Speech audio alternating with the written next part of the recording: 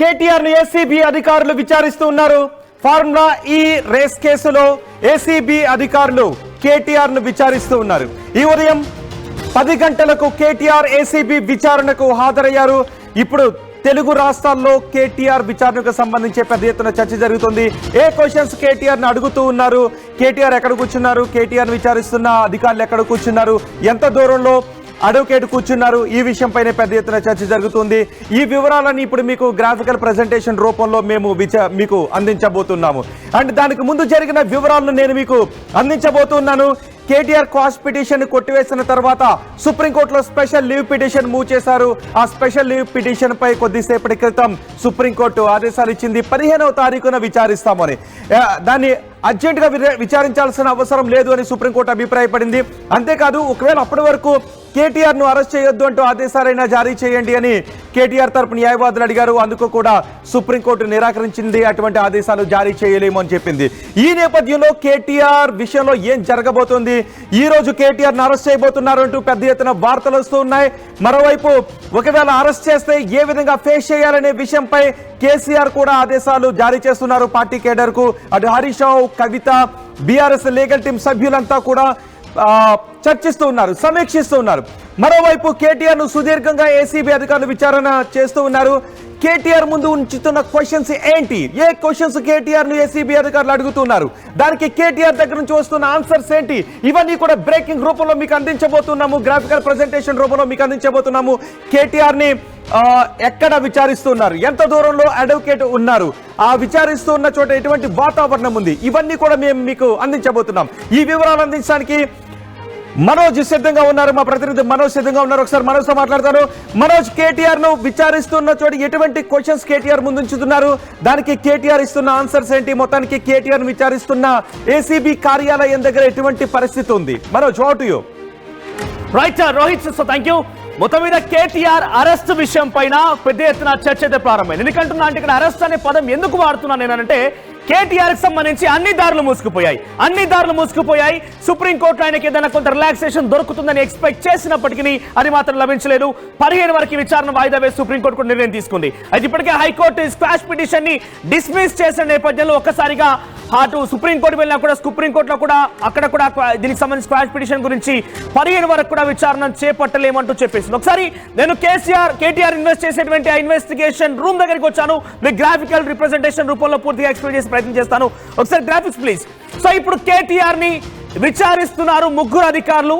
ఆయనని ఏ విధంగా విచారిస్తున్నారు, ఏం జరుగుతుందనేది ఎప్పటికప్పుడు ఆయన అడ్వకేట్ రామచంద్రరావు కూడా పర్యవేక్షిస్తున్నారు. సో ఎలా పర్యవేక్షిస్తున్నారు ఏంటి అంటే, మీరు నమ్మను చూడొచ్చు. కేటీఆర్ మరొక 5 అడ్వకేట్ ఏసీబీ అధికారులు కూడా ఉన్నారు. ఇప్పుడు కేటీఆర్ ని విచారిస్తున్నారు ముగ్గురు అధికారులు. దాంట్లో రితురాజ్ అనే ఒక అధికారి జాయింట్ డైరెక్టర్ ఏసీబీకి, మరోవైపు శివరామ్ శర్మ ఆయన కూడా అడిషనల్ ఎస్పీగా ఉన్నారు, మరోవైపు మాజిద్ ఖాన్ డిఎస్పీగా ఉన్నారు ఏసీబీకి. ఈ ముగ్గురు అధికారులు ప్రస్తుతం కేటీఆర్ ని విచారిస్తున్నారు. సుమారుగా 10 గంటలకి ఏసీబీ కార్యాలయంలోకి వెళ్ళినటువంటి కేటీఆర్ ఇప్పుడు సమయం నేను మీకు చెప్పేటువంటి సమయానికి కరెక్ట్ ఎగ్జాక్ట్ గా 2:10 కావస్తుంది. అంటే సుమారుగా 4 గంటల 15 నిమిషాలు కావస్తుంది. ఇప్పటి వరకు కేటీఆర్ విచారిస్తున్నారు.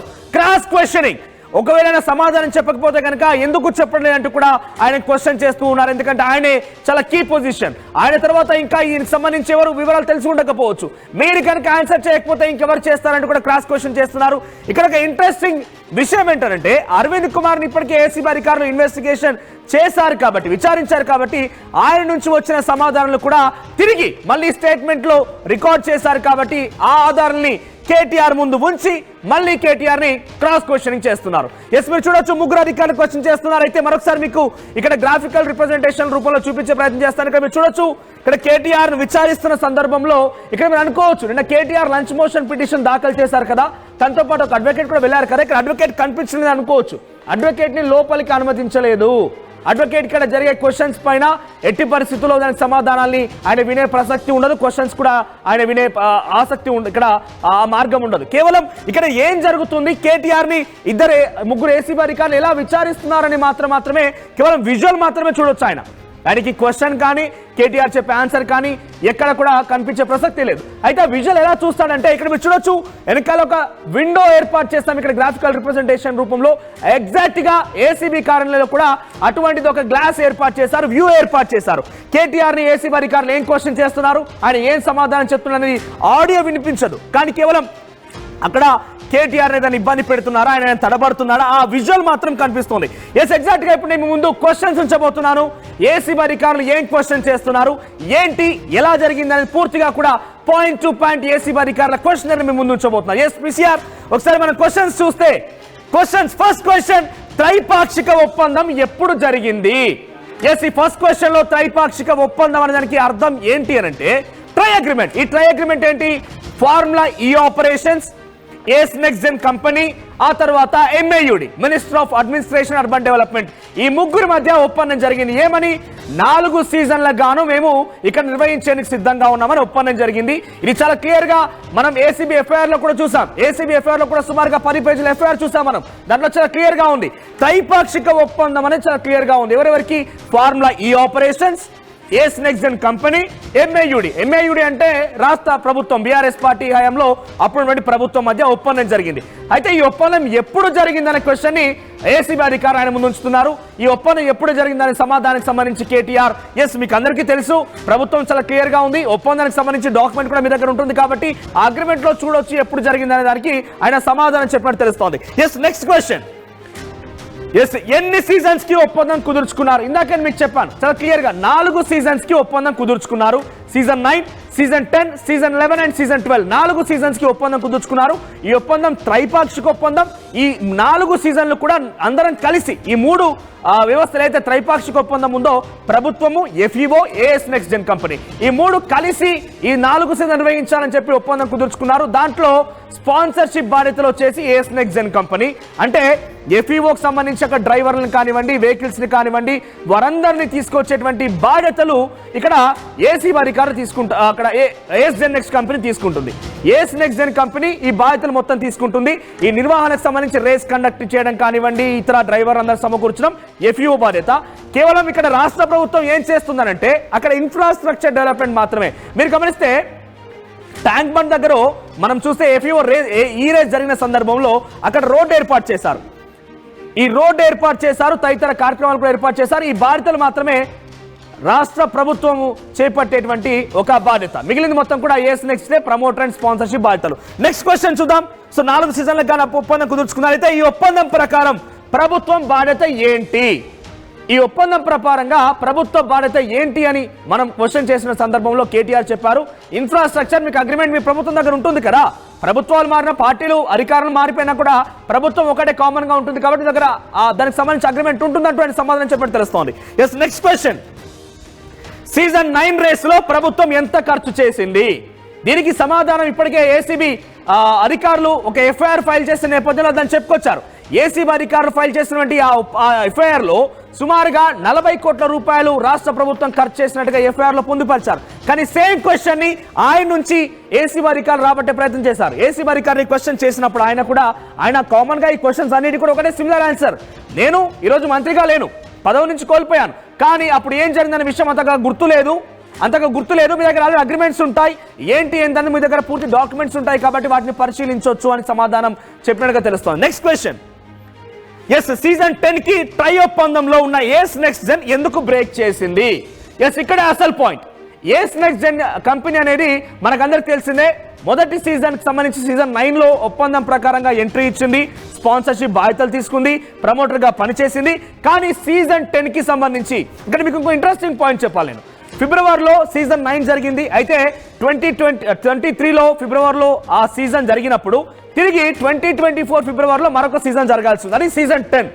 అయితే దానికి సంబంధించి నిధులు ఎప్పుడు విడుదల కావాలి అని అంటే ఆ నిధులు మనకు మేలో విడుదల చేయాల్సిన అవసరం ఉందంటగా ఆ ఒప్పందంలో ఉందట, మేలో నిధులు విడుదల చేయాలి. అయితే నిధులు విడుదల చేయాల్సింది ఎవరు? ఇక్కడ స్పాన్సర్షిప్ లేదా ప్రమోటర్ బాధ్యతలు తీసుకున్నటువంటి ఏస్ నెక్స్ట్ జెన్ అనే కంపెనీ ఆ నిధులు విడుదల చేయాలి.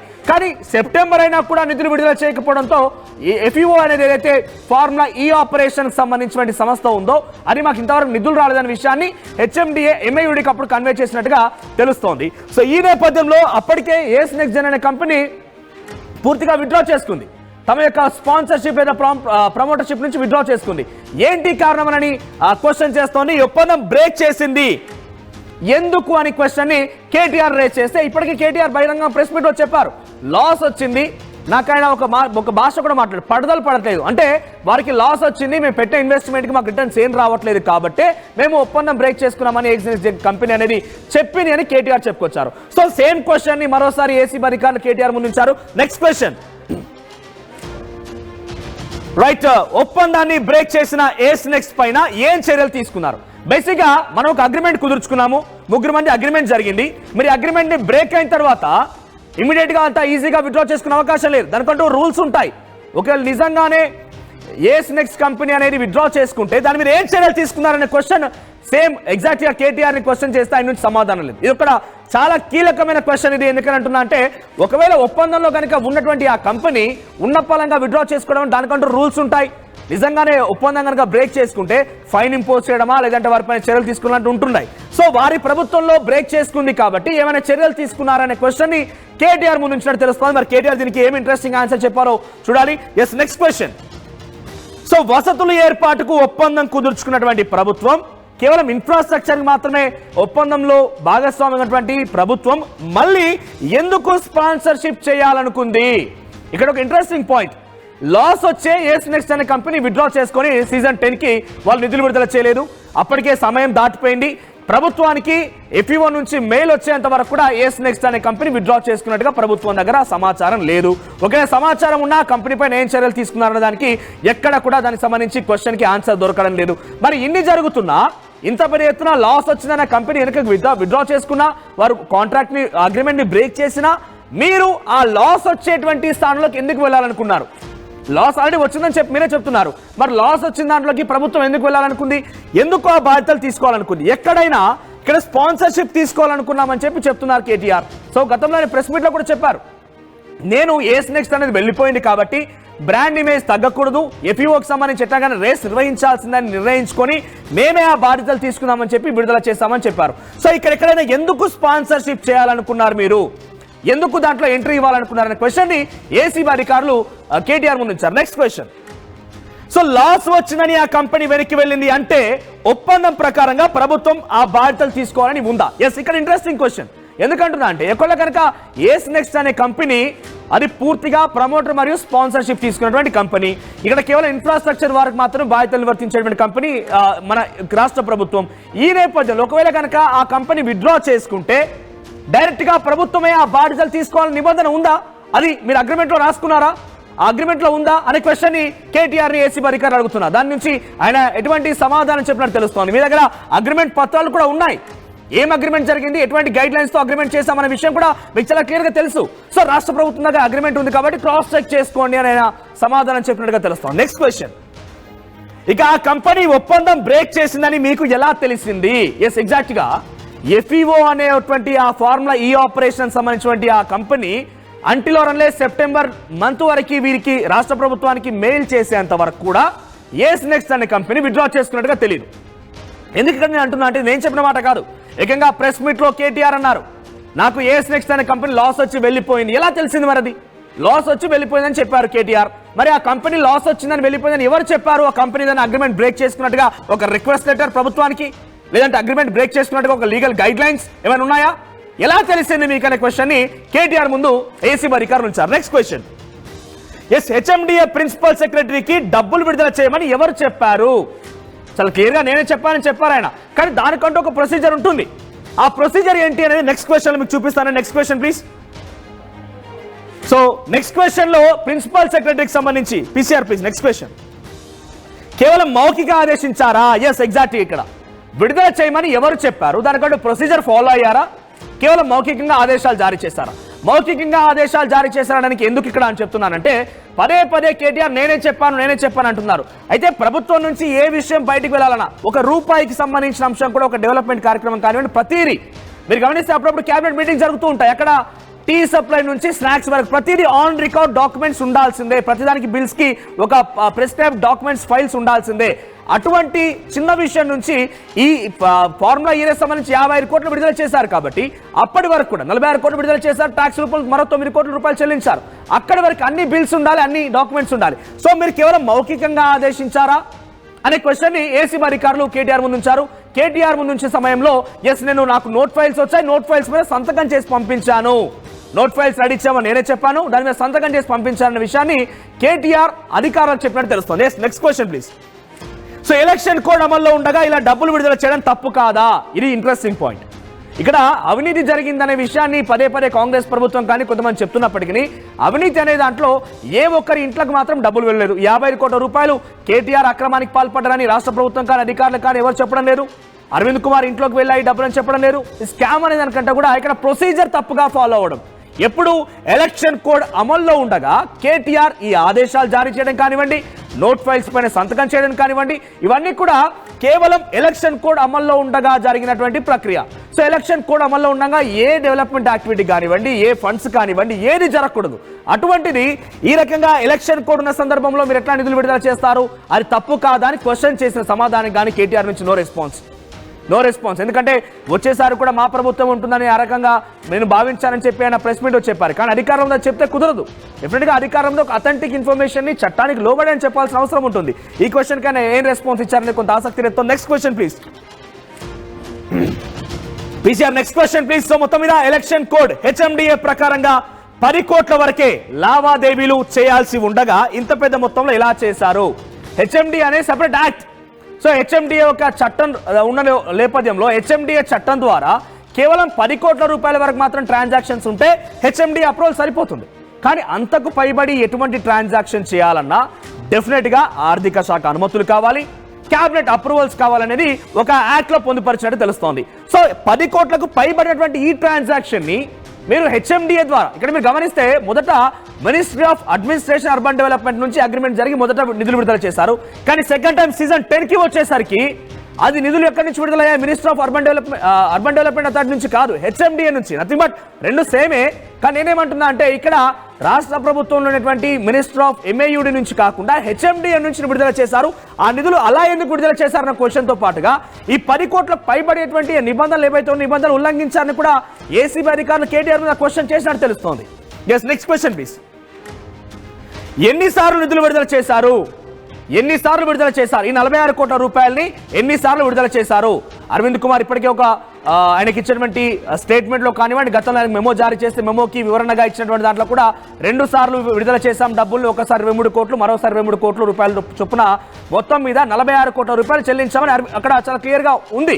అయితే ఈయన కేటీఆర్ సంబంధించి క్రాస్ క్వశ్చనింగ్ ఉంటుంది కాబట్టి ఈ క్వశ్చన్ మరోసారి కేటీఆర్ నుంచి రాబట్టే ప్రయత్నం చేస్తున్నారు. అంటే కనీసం ఇది మీ దృష్టిలో ఉందా?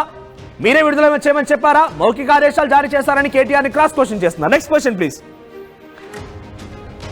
Next question. సో సీజన్ 10 ఒప్పందం ఎప్పుడు జరిగింది?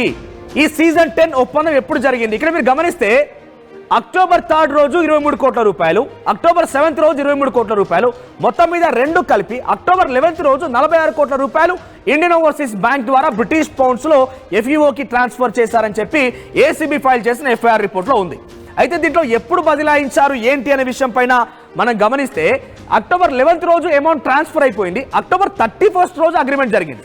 సో బేసిక్గా మనం ఎవరితో అగ్రిమెంట్ కుదుర్చుకున్నప్పుడు ఫస్ట్లీ ఒక అగ్రిమెంట్ తీసుకుంటాం, అగ్రిమెంట్ రాసుకుంటాం, అగ్రిమెంట్ ప్రకారం గైడ్ లైన్స్ రాసుకుంటుంటాం, రూల్స్ రాస్తాం, బైలాస్ రాస్తాం, అన్ని రాసిన తర్వాత ఆ తర్వాత ఈ గైడ్ లైన్స్ కి రూల్స్ కి అనుగుణంగా మనం నెక్స్ట్ స్టెప్ ఫార్వర్డ్ చేస్తూ ఉంటాం. ఇప్పటికే సీజన్ 9 లో అగ్రిమెంట్ ఏం జరిగింది? ట్రై అగ్రిమెంట్ ఉండేది. ఆ తర్వాత ఏస్ నెక్స్ట్ వెళ్ళిపోయింది కాబట్టి మనం మళ్ళీ ఒక అగ్రిమెంట్ కుదుర్చుకున్న తర్వాత ఒక కంపెనీ వస్తుందా, లేదంటే కేవలం ప్రభుత్వమే బాధ్యత తీసుకుంటుందా? ఇవన్నీ ఒక గైడ్ లైన్స్ రూపొందించిన తర్వాత, ఒక గైడ్ లైన్స్ ఫ్రేమ్ చేసిన తర్వాత డబ్బులు విడుదల చేయాలి. కానీ ఇక్కడ ఏం జరిగింది? డబ్బులు విడుదల చేసిన తర్వాత అగ్రిమెంట్ కుదుర్చుకున్నారు. ఎప్పుడు? అక్టోబర్ 31 కి అగ్రిమెంట్ జరిగింది, అక్టోబర్ 11 రోజు ఆల్రెడీ ఆ అమౌంట్ ట్రాన్స్ఫర్ అయిపోయాయి. అంటే అగ్రిమెంట్ కంటే ముందే ఇక్కడ నిధులు విడుదల జరిగింది. సో సీజన్ 10 కి ఒప్పందం ఎప్పుడు జరిగిందనే క్వశ్చన్ ని కేటీఆర్ ముందు ఏసీబీ అధికారులు ఉంచినట్టు తెలుస్తుంది. Next question please. మొత్తం నిర్వహణ ప్రభుత్వమే భరిస్తుందని ఒప్పందం చేసుకున్నారా? ఇక్కడ ఈ పాయింట్ కి అర్థం ఏంటంటే ఏస్ నెక్స్ట్ అనేది విత్డ్రా చేసుకొని బ్రేక్ చేసుకొని అగ్రిమెంట్ నుంచి వెనక్కి వెళ్ళిపోయింది. అయితే ఇక్కడ నెక్స్ట్ సారికి రాష్ట్ర ప్రభుత్వమే పూర్తి బాధ్యతలు తీసుకుంటుందని మీరు నిర్ణయించుకున్నారా? ఏసినెక్స్ కంపెనీ సుమారుగా 100-150 కోట్ల రూపాయలు ఖర్చు చేసినట్టుగా ఎఫ్ఐఆర్లో ఏసీబీ ఎఫ్ఐఆర్లో ఉంది. సో అక్కడ వాళ్ళు మెన్షన్ చేసిన దాంట్లో ఉంది. మరి ఆ 100-150 కోట్లతో పాటుగా రాష్ట్ర ప్రభుత్వం ఖర్చు చేసినటువంటి మరొక 30-40 కోట్ల రూపాయలు, అంటే ఓవరాల్ గా సుమారుగా అరౌండ్ 200 crores ని మీరే ఖర్చు చేయాలి, మీరే దాని బాధ్యత తీసుకోవాలని నిర్ణయించుకున్నారా? ఎందుకంటే ఒక ప్రైవేట్ కంపెనీ రేస్ నిర్వహిస్తూ ఉంటే వితౌట్ స్పాన్సర్షిప్, వితౌట్ ప్రమోటర్షిప్ ఏం లేకుండా రాష్ట్ర ప్రభుత్వమే పూర్తి బాధ్యతలు తీసుకుంటే ఆ రకంగా నిర్ణయం తీసుకున్నారా అని క్వశ్చన్ చేస్తోంది ACB. Next question please. Yes, next question PCR.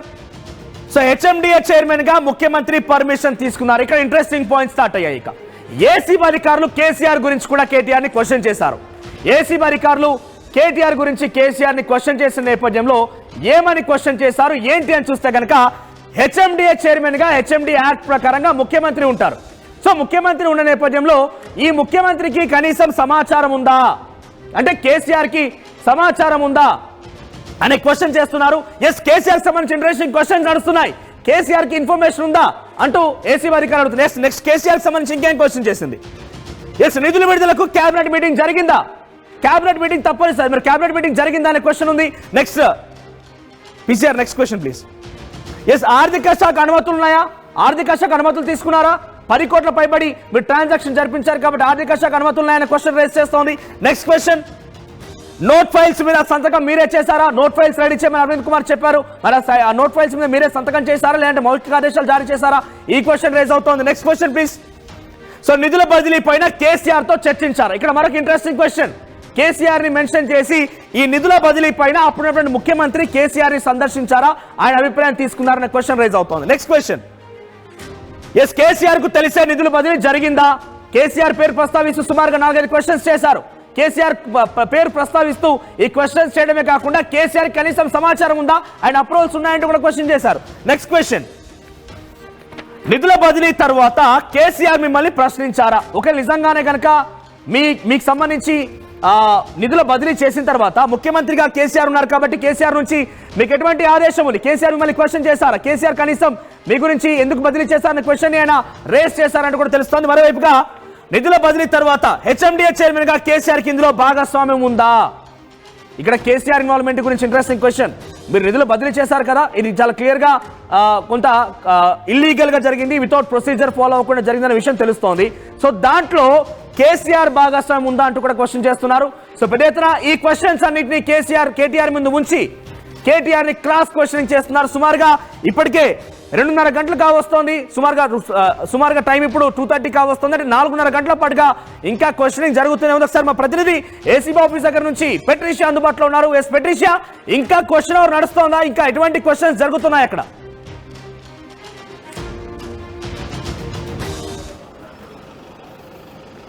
Yes, ఒకవైపు చూసుకుంటే కూడా సాయంత్రం 5 to 6 వరకు విచారణ కొనసాగే అవకాశాలు అయితే కనిపిస్తున్నాయి. ఉదయం 10 o'clock నుంచి 10 minutes అంటే 10 o'clock వచ్చినప్పటికీ 10:10కి స్టార్ట్ అయింది. ప్రస్తుతం కేటీఆర్కి విచారణకి లంచ్ బ్రేక్ ఇచ్చారు. 1:30 నుంచి 2:15, 2:20 వరకు అయితే బ్రేక్ ఇవ్వడం అయితే జరిగింది. లంచ్ అంతా కూడా లోపల వాళ్ళే ఇస్తారు. పూర్తిగా 30 క్వశ్చన్లు అయితే అడుగుతున్నారు. అడ్వకేట్ మాత్రం ఏదైతే లైబ్రరీ రూమ్ ఉందో అక్కడి నుంచి చూడాలి, అక్కడి నుంచి అతను మానిటర్ చేయగలుగుతారు. కానీ వినడం కానీ ఇటువంటిది ఏమి ఉండదు. రామచంద్రన్ రావు మాత్రం అక్కడ నుంచి ఏదైతే గ్లాస్ మధ్యలో గది ఉందో ఆ గ్లాస్ గది నుంచి సుమారుగా 25 feet నుంచి అతను మానిటర్ చేయొచ్చు. అడ్వకేట్ కేటీఆర్ కనిపిస్తుంది. ఆయన సమక్షంలోనే పూర్తిగా అదైతే ఇంటరాగేషన్ జరుగుతుందని పూర్తిగా తెలుస్తుంది. మెయిన్ రూమ్లో అయితే విచారణ కొనసాగుతుంది. కేటీఆర్ విచారణకి మాత్రం ప్రస్తుతం లంచ్ బ్రేక్ అనే చెప్పొచ్చు. సుమారుగా మార్నింగ్ సెషన్ అంతా కూడా దాదాపు 3.5 hours వరకు అయితే సెషన్ జరిగింది. కేటీఆర్ మాత్రం కొన్నిటికి ఆన్సర్ చేస్తున్నారు, కొన్నిటికి మాత్రం ఆన్సర్ చేయట్లేదని పూర్తిగా తెలుస్తుంది. నా సెక్రటరీ చూసుకుంటాడు అంతా అంటూ దాటి వేసే ప్రయత్నం చేస్తున్నారు. ఒకవైపు విచారణకి మొత్తం మీద కూడా పూర్తిగా సహకరించట్లేదు అని మొత్తం మీద అయితే సమాచారం వస్తుంది. సాయంకాలం సుమారుగా చెప్పాలంటే 5 to 6 వరకు అయితే విచారణ కొనసాగుతుందని పూర్తిగా అయితే చెప్పొచ్చు. ఏసీబీ అడిగిన 30 questions అయితే సుమారుగా అడిగారు. ప్రధానంగా 25 questions అయితే అడగడం అయితే జరిగింది. కొన్నిటికి మాత్రమే ఆన్సర్ చేయడం, రిమైనింగ్ అన్నిటికీ కూడా మౌనం పాటించడం. ఆ తర్వాత అరవింద్ కుమార్ ఇచ్చిన స్టేట్మెంట్కి ప్రకారం ఆల్రెడీ అరవింద్ కుమార్ ఇచ్చిన దాన్ని క్రాస్ క్వశ్చన్ చేయడం అయితే జరిగింది. ప్రస్తుతం లంచ్ బ్రేక్ తర్వాత కేటీఆర్ని మళ్ళీ విచారిస్తారని కూడా పూర్తిగా అయితే తెలుస్తుంది. మొత్తం మీద కూడా సుమారుగా 30 questions మాత్రం గుచ్చి ప్రశ్నల వర్షం కురిపిస్తున్నారని మొత్తం మీద తెలుస్తుంది. అంటే ఎవరికి బదిలీ చేస్తారు, ప్రధానంగా ఇంపార్టెంట్ క్వశ్చన్ ఏంటి అని అంటే కేసీఆర్కి ఈ విషయం తెలిస్తే ఎవరు అప్రూవ్ చేశారు, హెచ్ఎండిఏ చైర్మన్ తోని కేసీఆర్ మాట్లాడారా, ఈ తర్వాత ఈ బదిలీ ఏదైతే ట్రాన్సాక్షన్ జరిగిందో ఫారెన్ ఓవర్సీస్కి అప్పుడు కేటీఆర్తో మీరు మాట్లాడారా, కేటీఆర్ దీనికి బాధ్యత వహించారా, లేకపోతే కేటీఆర్కి తెలియకుండా మీరు ఏమైనా సిగ్నేచర్ పెట్టారా, మీరు ఎందుకని ఇంత పెద్ద డిసిజన్ తీసుకున్నారు, ప్రోటోకాల్ ఎందుకు పాటించలేరు, ఆర్బీఐ గైడెన్స్ కానీ నామ్స్ కానీ ఇవన్నీ ఎందుకు పాటించలేరు అంటే గుచ్చి కేటీఆర్ని ప్రశ్నించడం అయితే జరిగింది. మొత్తం మీద చూసుకుంటే మాత్రమే ఆన్సర్ విచారణ కొనసాగుతుంది. ఇంకా ఎన్ని సభ పెట్టే అవకాశం ఉంది, ఇంకా విచారణ కొనసాగుతుందా?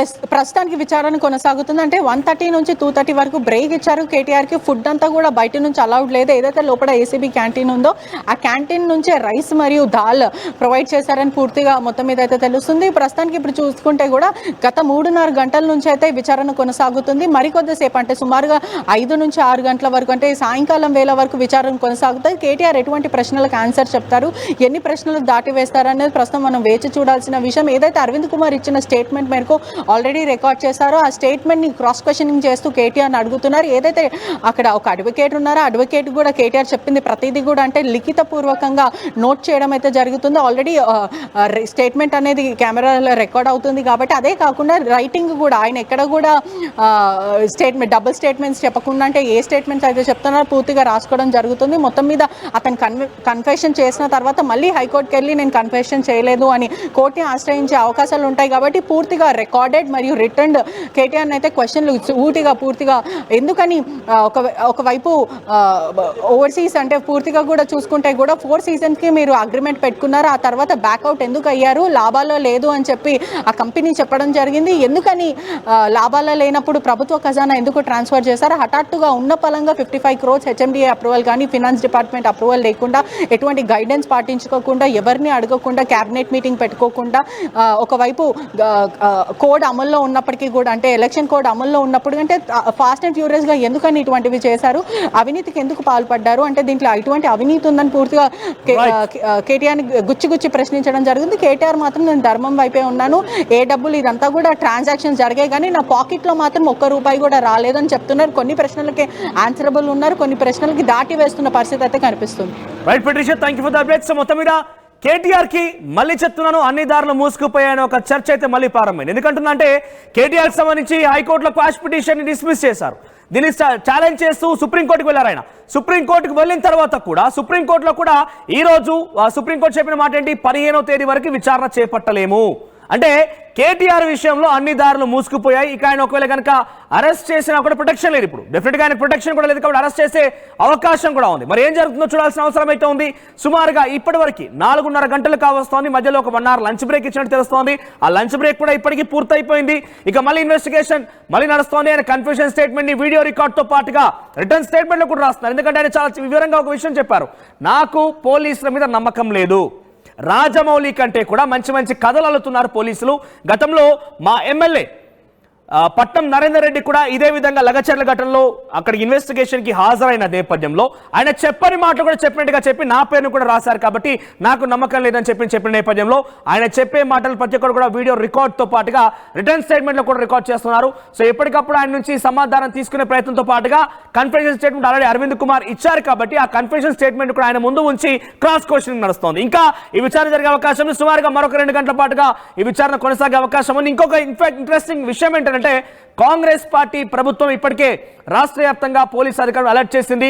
ఒకవేళ కనుక కేటీఆర్ని అరెస్ట్ చేస్తే పెద్ద ఎత్తున రాష్ట్ర వ్యాప్తంగా కొంత ఇబ్బందికర పరిస్థితి ఎదురయ్యే అవకాశం ఉంది. కార్యకర్తలు గొడవ చేస్తారు, కార్యకర్తలు రోడ్డు ఎక్కుతారు కాబట్టి వారందరినీ కంట్రోల్ చేసేందుకు కూడా ఎప్పటికప్పుడు ఏర్పాటు చేసినట్టు తెలుస్తోంది. పోలీసు కూడా ఇప్పటికే రంగంలోకి దిగారు. అటువంటి అవాంఛనీయ సంఘటనలు ఏం జరగకుండా ఆపేందుకు రంగంలోకి దిగారు పోలీసు ఇప్పటికే.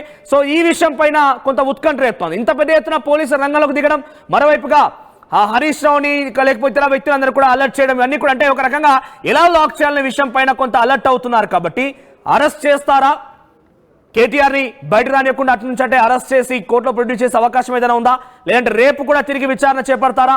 ఇలాంటి ఇంట్రెస్టింగ్ చర్చ అయితే ప్రారంభమైంది. చూద్దాం మరి ఏం జరుగుతుంది అనేది. మీరేమనుకుంటున్నారు ఈ పూర్తి సినారియో పైన? మీ అభిప్రాయం ఏంటి? కేటీఆర్ నిజంగా అరెస్ట్ అవుతారా ఈరోజు? మీ అభిప్రాయాన్ని కామెంట్ రూపంలో తెలియజేసే ప్రయత్నం చేయండి. జలుబు తలనొప్పి ఒళ్ళు నొప్పుల నుంచి తక్షణ ఉపశమనం శాస్త్రీ జలుబు తలనొప్పి ఒళ్ళు నొప్పుల నుండి తక్షణ ఉపశమనం శాస్త్రీ మామ్ ఇప్పుడు 5 రూపాయల ప్యాక్ లో కూడా. ఆర్టీవీ యాప్ వార్తల్ని క్షణాల్లో చదివే అవకాశం ఉంటుంది. ఒక న్యూస్ పేపర్, ఒక టెలివిజన్ ఛానల్ మీ చేతుల్లో ఎప్పుడూ ఉంటాయి.